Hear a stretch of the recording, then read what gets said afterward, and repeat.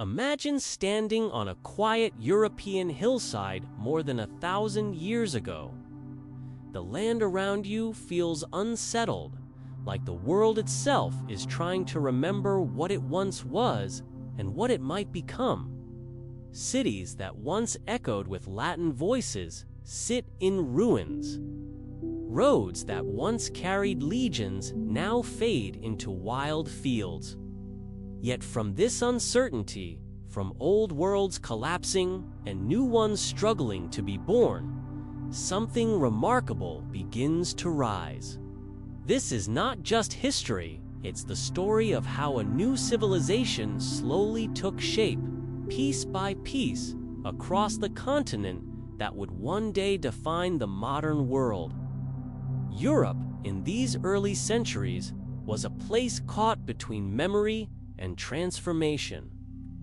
The mighty Roman Empire, once the beating heart of the Mediterranean, had fractured, its western half, weakened by disease, political chaos, and relentless pressure from migrating tribes, finally collapsed.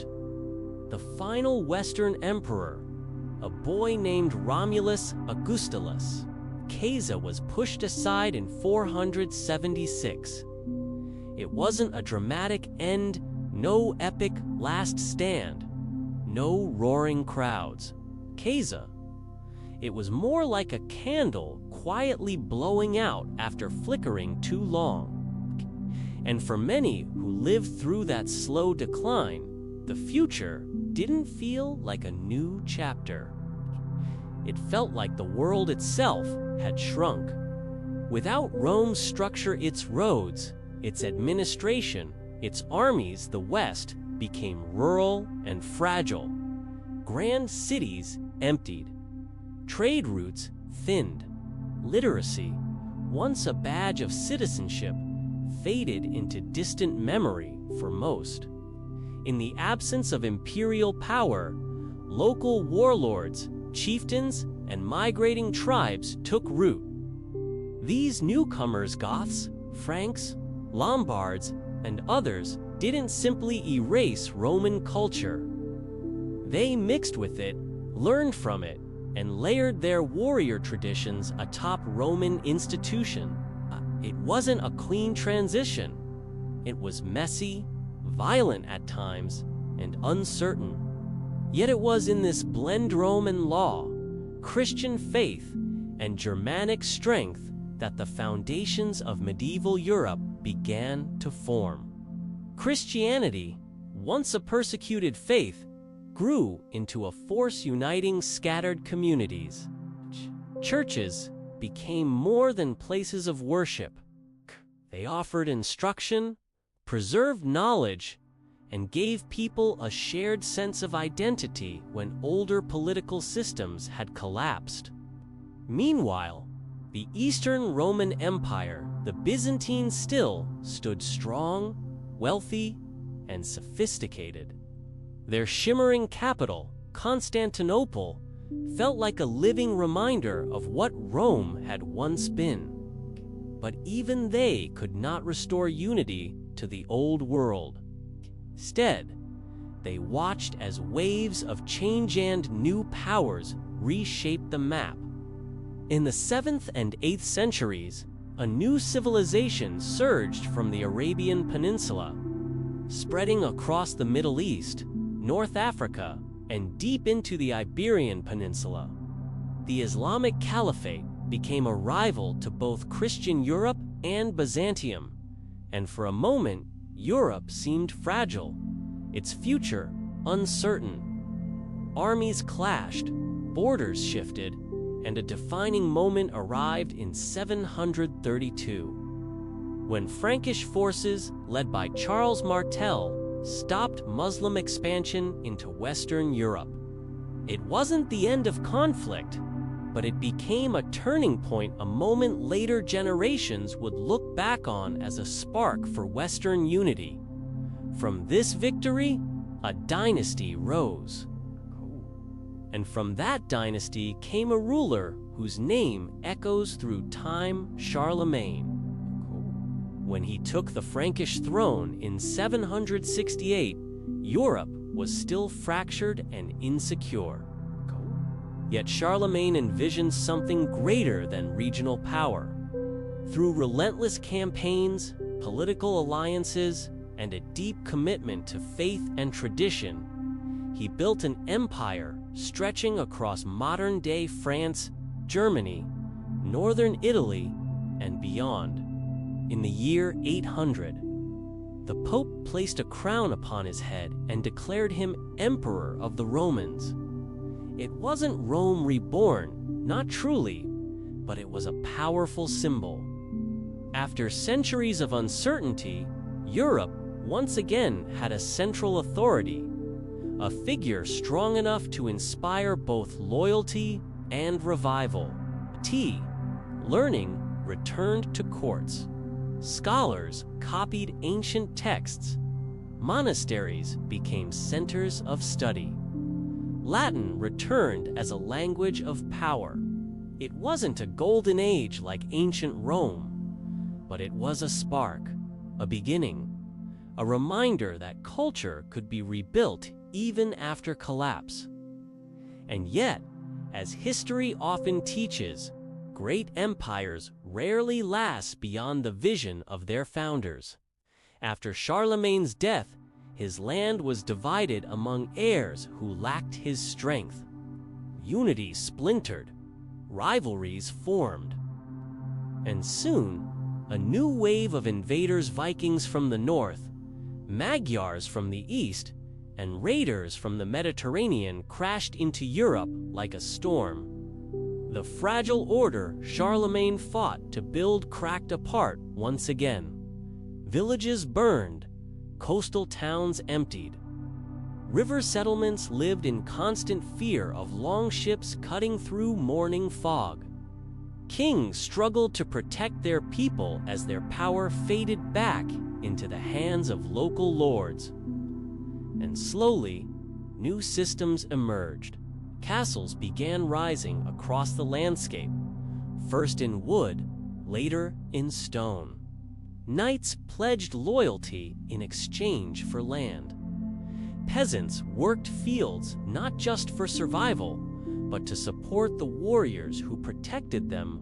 More ruled them by force. This system didn't appear overnight, okay? It grew piece by piece, shaped by fear, necessity, and the harsh reality of survival. Today we call it feudalism, but to the people of that era, it was simply life. And even in this turbulent time, seeds of transformation were being planted. Christianity continued spreading, tying distant communities together through shared belief. Kings slowly regained strength, sometimes through marriage, sometimes through force, and sometimes by simply outlasting the chaos around them. By the 10th century, change was stirring once again. The climate warmed, harvests improved, populations grew, invasions slowed as Vikings settled into Normandy and Hungarians embraced Christianity and founded a kingdom of their own. Europe, after centuries of upheaval, began to breathe again. And so, Europe began to stir from its long sleep. Not suddenly, but slowly, like a field warming under the first steady light after winter. In the decades after the invasions eased, life shifted again. Villages expanded. New farmland opened. Populations rose. People who once lived only to survive started to dream of something more. Roads grew busier. Markets returned. Craftsmen, traders, and scholars found new opportunities as communities reconnected. In this new rhythm, towns began to rise like islands in a sea of countryside. First small clusters around monasteries, then bustling centers of trade linking distant regions.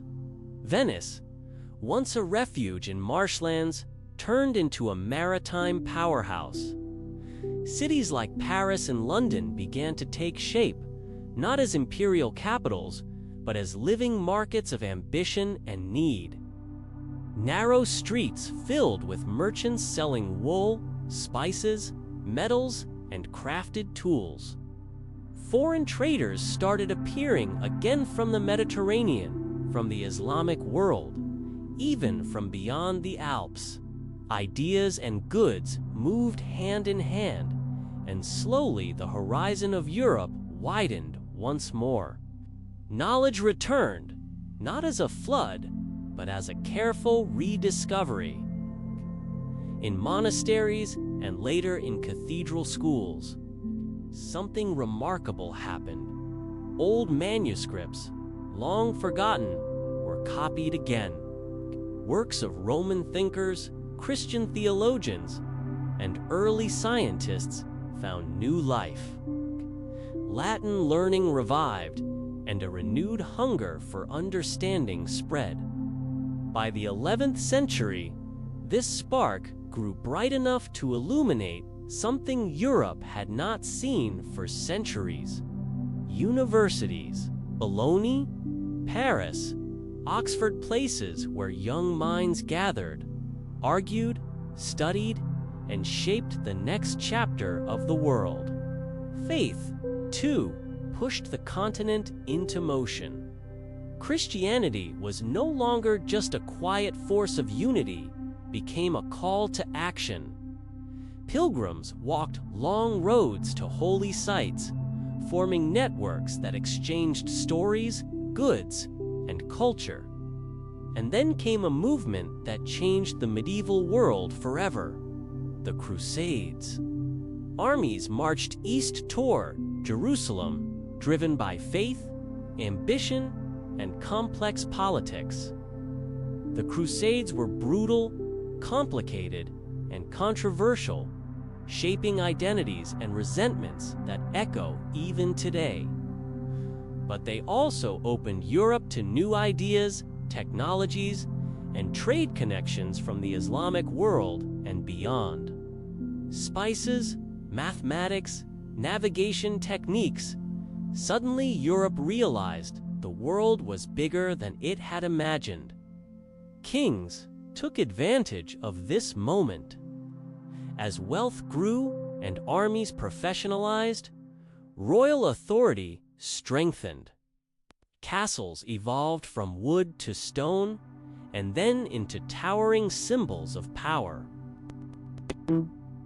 In France, monarchs slowly expanded control over feudal lords. In England, a Norman conqueror named William reshaped the realm with iron rule. Across Iberia, Christian kingdoms fought to reclaim land and identity from Muslim rule. Europe no longer drifted, it moved with purpose. Yet in all this rising strength, the medieval world remained human and fragile. In the mid-14th century, the Black Death swept through towns and villages like a storm no one could outrun. Entire streets went silent. Fields grew wild as workers vanished. A Europe that had taken centuries to rebuild found itself broken again in a matter of months. But even devastation brought change. Power shifted. New social orders formed, and the seeds of modern society took root in the ashes. Through every cycle collapse, rebuilding, ambition, tragedy, Europe learned, adapted, and pushed forward. Cathedrals rose toward the heavens, their stained glass windows glowing like prayers carved in light. And then, a movement began in Italy, a return to classical wisdom, a rebirth of art, science, and human curiosity. We call it the Renaissance. From Rome's fall to the birth of modern civilization, Europe's story wasn't a straight path. It twisted through darkness and brilliance, faith and doubt, war and peace. It was the story of people refusing to stay broken, refusing to forget, and refusing to stop building towards something better. Every castle stone, every copied manuscript, and every idea shared laid the foundation for the world we know. Which moment in this medieval journey surprised you the most? Share your perspective in the comments. Your insights help this community grow. And if this journey through the past moved you, don't leave before subscribing to Prehistoric Medievals. More forgotten histories and untold stories are waiting. Until next time, stay curious.